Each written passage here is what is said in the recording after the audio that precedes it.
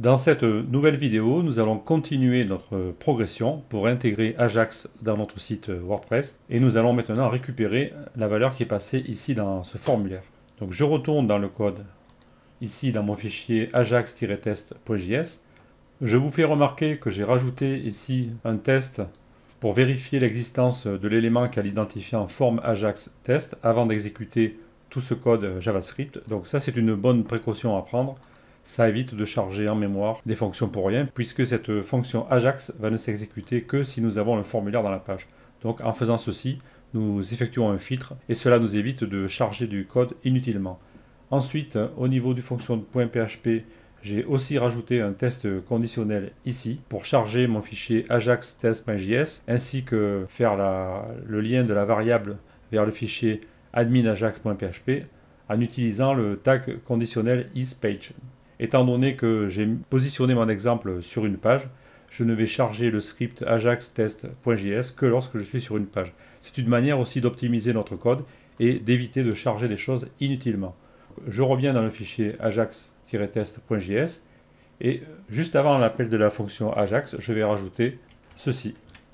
Je déclare une valeur qui s'appelle maValue et je lui donne pour valeur ce qui est contenu dans le champ input du formulaire.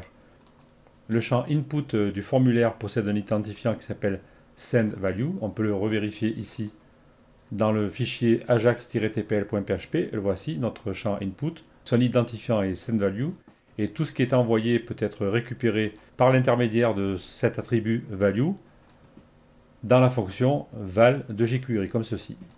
Donc je vais récupérer ce qui a été envoyé dans le formulaire et pour l'instant je vais l'afficher dans la console. J'enregistre, je retourne sur le site, je rafraîchis la page, je fais apparaître la console comme ceci et là je vais taper par exemple Toto. Je valide, je vois Toto qui s'affiche, donc il a bien récupéré l'élément, il a bien affiché avec le console.log. Donc ça c'était la première étape, je peux effacer cette ligne là. Je garde bien sûr la déclaration de la valeur et maintenant je vais essayer de renvoyer cette valeur par Ajax. Je vais donc envoyer cette variable par l'intermédiaire de ma fonction Ajax vers le code PHP qui va gérer la requête Ajax. Donc je copie ceci et je le mets par exemple avec data1 comme ceci. C'est-à-dire que lorsque la fonction Ajax va atteindre le fichier désigné par cette URL, il va passer avec lui un certain nombre de paramètres par l'intermédiaire du tableau post. Donc nous aurons action qui est une valeur obligatoire comme on l'a vu précédemment. Nous aurons $post de data1 qui contiendra ma value, à savoir ce que nous avons saisi dans le formulaire. Donc je peux enregistrer ceci.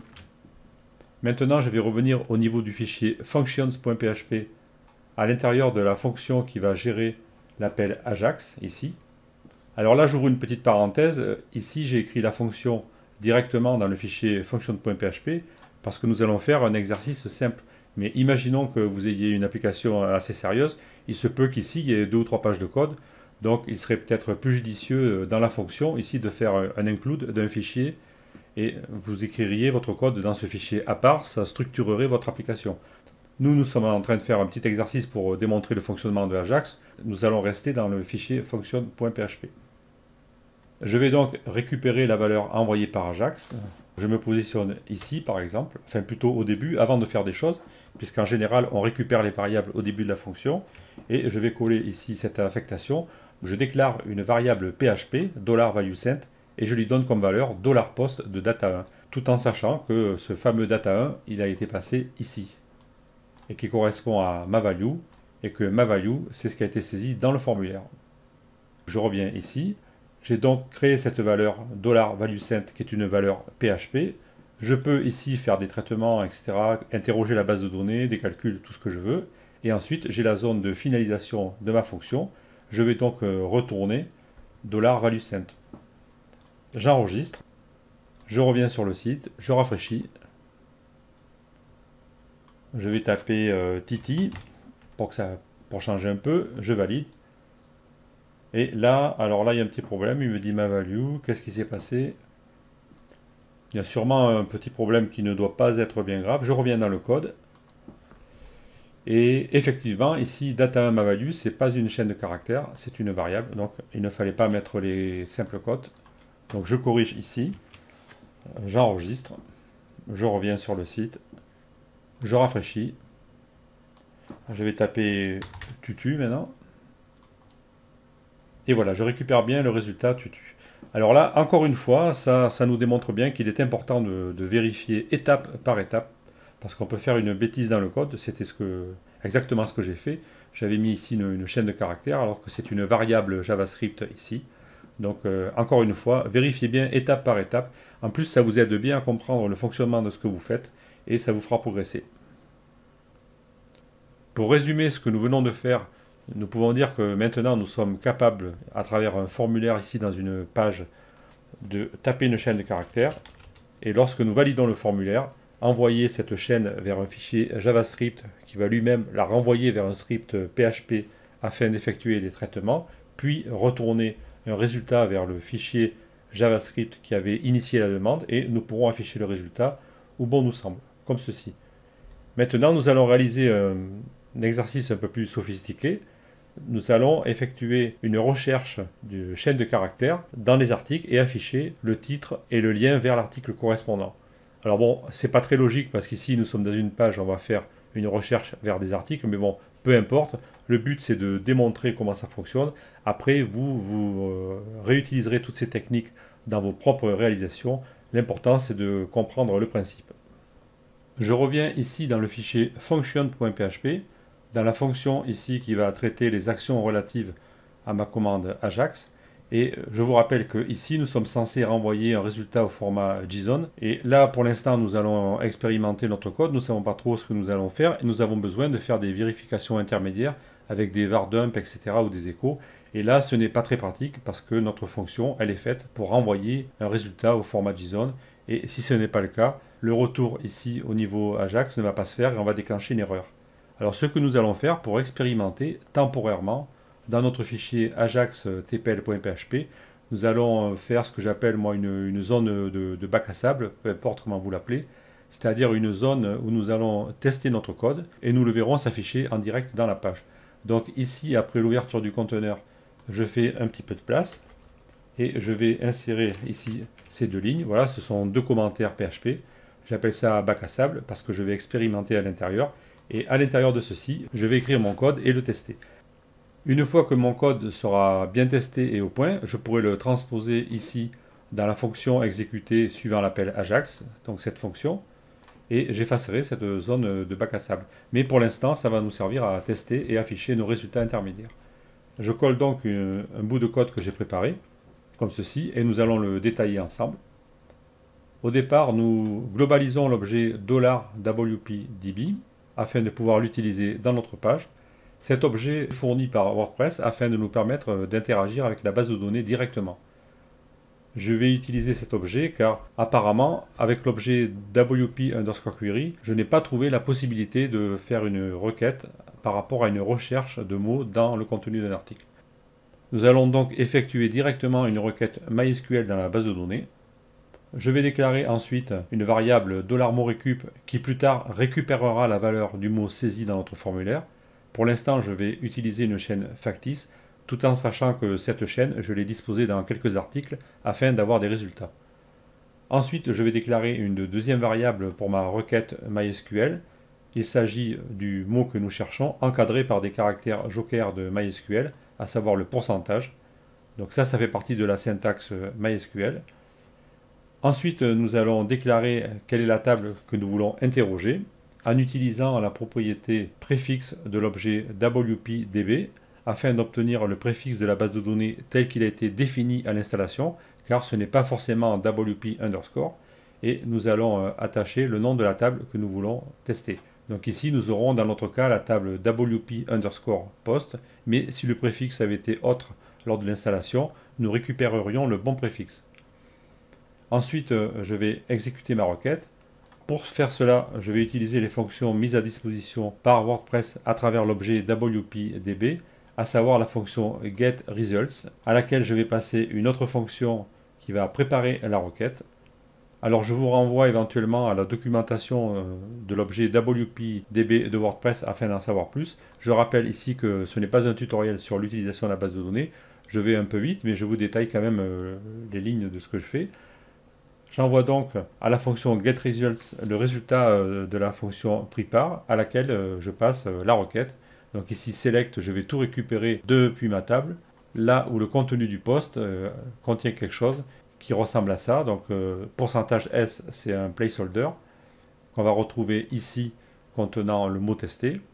Et je vais aussi lui dire de me retourner que les postes qui ont le statut publié. Sinon, je vais récupérer toutes les révisions et compagnie. Et ensuite, je vais voir ce que la requête a craché en faisant un var dump data fetch. Voilà, c'est tout simple. J'enregistre ceci. Je retourne sur le site. Je peux masquer temporairement la console, car pour l'instant, on va un peu oublier le formulaire. Donc, je rafraîchis la page. Voici le résultat. Nous obtenons un tableau qui contient 4 éléments. Et nous voyons que c'est bien plus agréable à lire que si nous avions ceci au format JSON.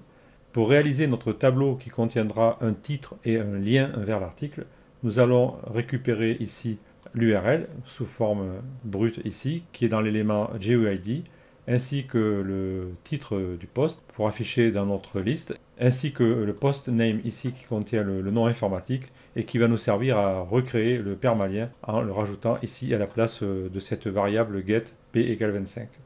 Donc je dois récupérer GUID, post title et post name. Pour stocker mes résultats, je vais préparer deux tableaux. Donc pour l'instant, je commente cette ligne. Et ici, je vais déclarer mes deux tableaux.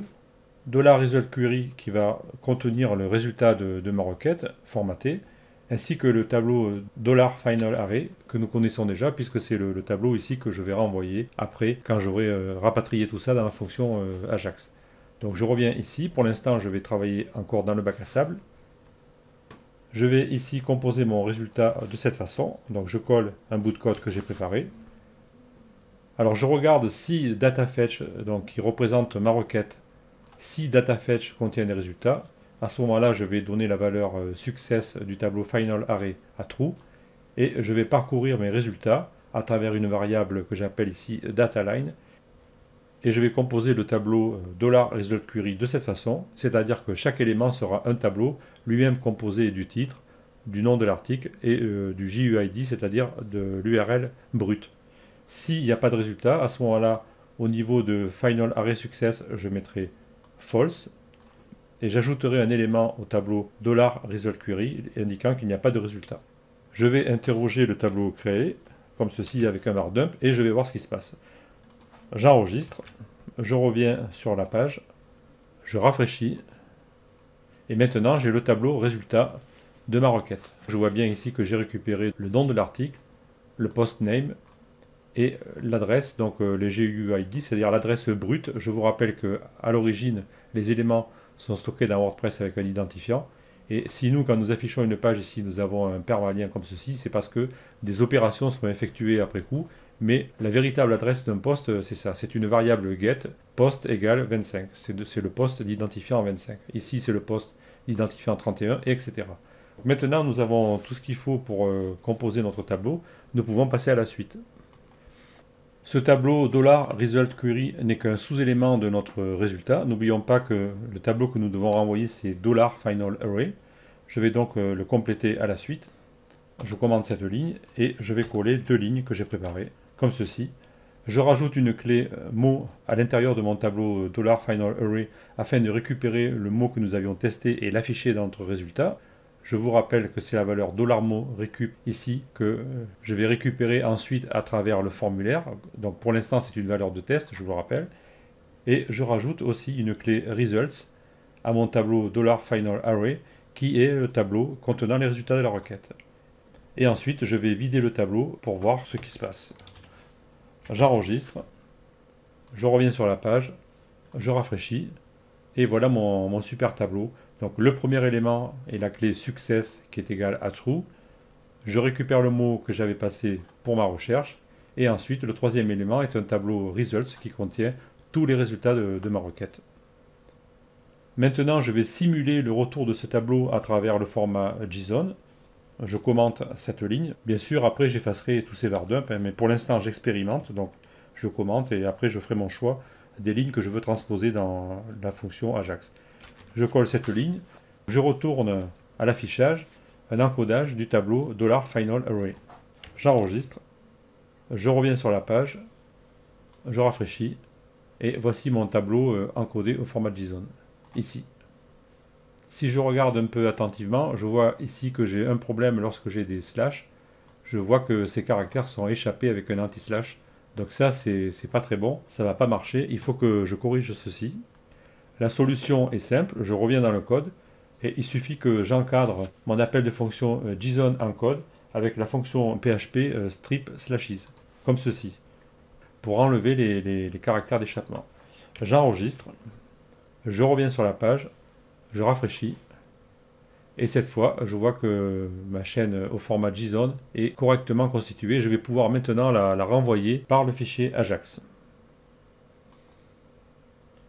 Et nous allons donc faire ceci dans la prochaine vidéo. Donc je vous donne rendez-vous dans la prochaine vidéo afin d'intégrer notre résultat dans notre fonction Ajax.